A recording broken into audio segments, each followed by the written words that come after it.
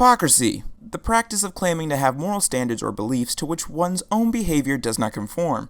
You guys better remember this definition because god damn, there's going to be a whole lot of it in this video.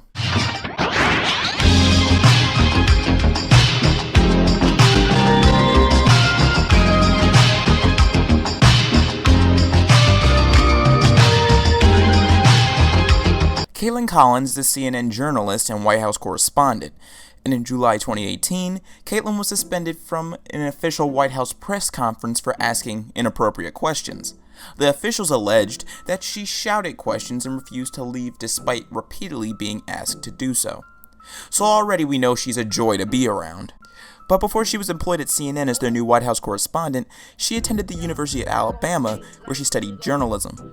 At that time, she was pretty active on Twitter, and a few tweets in particular, posted in 2011, seemed to come back to bite her in the ass.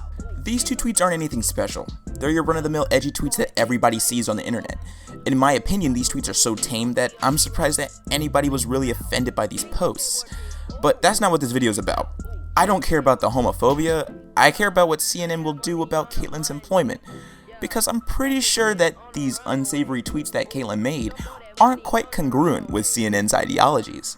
But before I continue with what happened to Kaitlan, let's travel back in time to when other individuals made the same mistake to see if we can predict, or at least make an educated guess, of what will happen to Kaitlan. From 2013 to 2018, there were a myriad of instances of individuals losing their jobs for sharing the wrong jokes, wrong politics, or making the wrong response to something major. I'm going to go over 4 occurrences of this new phenomenon, so let's take a look. 2013. A white woman on a flight to Cape Town, South Africa chose to post a slightly funny but edgy meme about how she might contract AIDS when she arrives there, but ends her statement with, "Just kidding, I'm white." This tweet blew up, of course, because everyone and their mother thought it was the most racist and offensive comment they've ever seen, and it didn't take long for BuzzFeed to pick up the story and chronicle all the retweets and responses that were made against Justine. Soon people started to go after her job. They insisted on her being fired, and she was. Her company IAC parted ways with her because of a joke.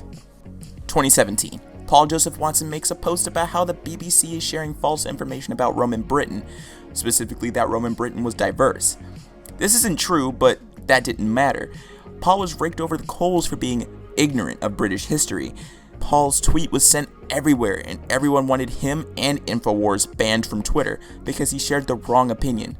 And oh, did you know that they called him alt-right? All over one tweet. These last 2 events happened this year. Both Roseanne Barr and James Gunn lost their jobs because of unsavory tweets or edgy jokes. Roseanne in particular had her show canceled on the ABC for making unsavory comments about Valerie Jarrett. People asked the ABC to cancel her show because of one tweet, and in my opinion, Roseanne's tweets weren't really that funny, but I do understand that they were made with the intention of being a joke. The same thing happened to James Gunn. He made a few tweets joking about pedophilia in the past, and now he has been let go from Disney. And he even said it himself that these jokes were made during a time where he thought making extreme jokes was funny. He and Roseanne apologized for their tweets, but that didn't save them from losing their jobs.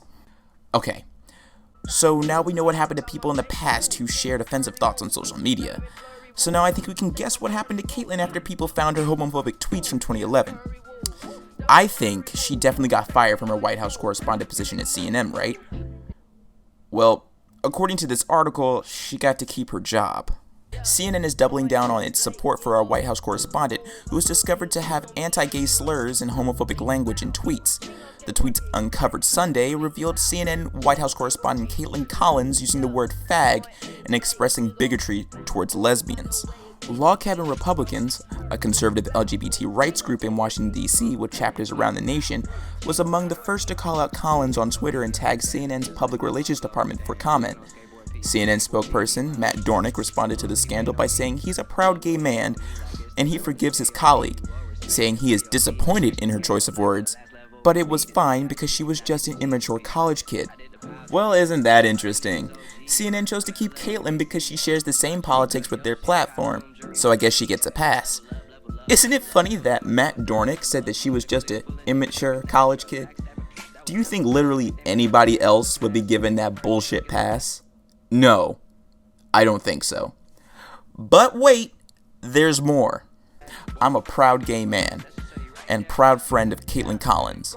Though I'm disappointed that she ever used the word, even as an immature college kid, I can say with certainty that it doesn't reflect her feelings toward the LGBTQ community. She's apologized, and I accept that, Dornick wrote on Twitter.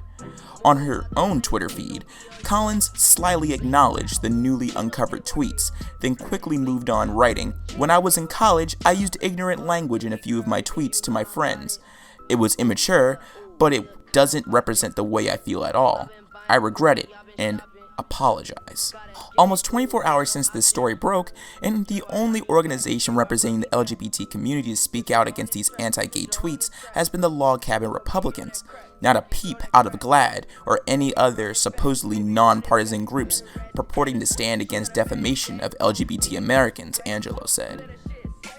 Wow, how could it get any worse?